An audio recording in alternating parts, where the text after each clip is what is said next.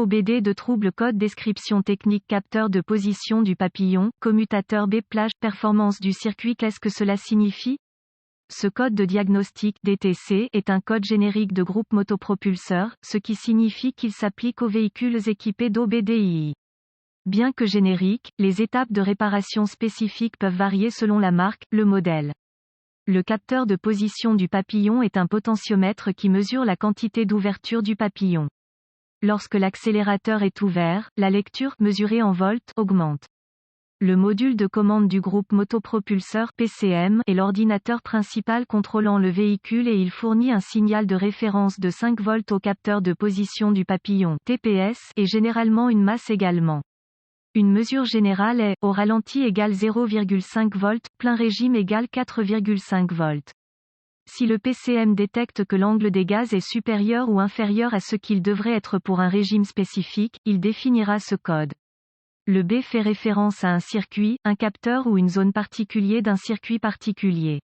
Symptômes potentiels. Les symptômes d'un code d'anomalie P0221 peuvent inclure, éclairage du témoin de dysfonctionnement, 1000, vérifier le voyant du moteur ou le voyant service engine soon, trébuchement intermittent à l'accélération ou à la décélération, souffle de la fumée noire à l'accélération, pas de démarrage. Cause. Un code P0221 peut signifier qu'un ou plusieurs des événements suivants se sont produits. Le TPS présente une ouverture ou un court-circuit intermittent en interne. Le faisceau frotte et provoque une ouverture ou un court-circuit dans le câblage. Mauvaise connexion au TPS. Mauvais PCM, moins probable. Avoir accès à un outil d'analyse, voir quelles sont les lectures au ralenti et WOT, papillon grand ouvert pour le TPS. Vérifier qu'ils sont proches des spécifications mentionnées ci-dessus.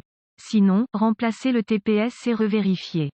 2. Rechercher une ouverture ou un court-circuit intermittent dans le signal TPS. Pour ce faire, vous ne pouvez pas utiliser d'outil d'analyse. Vous aurez besoin d'un oscilloscope.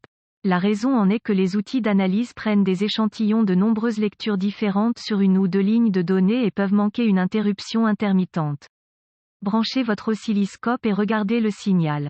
Il devrait balayer de haut en bas sans à-coups ni pointe. 3. Si aucun problème n'a été constaté, effectuez un test d'agitation. Pour ce faire, agitez le connecteur et le faisceau tout en observant le motif. Abandonne-t-il? Si oui, remplacez TPS et revérifiez. 4. Si vous n'avez pas de signal TPS, vérifiez la référence de 5 volts au connecteur. S'il est présent, vérifiez si le circuit de masse n'est pas ouvert ou court-circuité. 5. Assurez-vous que le circuit du signal n'est pas 12V. Il ne devrait jamais avoir de tension de batterie. Si c'est le cas, tracez le circuit pour court-circuiter et réparer. 6. Recherchez de l'eau dans le connecteur et remplacez TPS si nécessaire.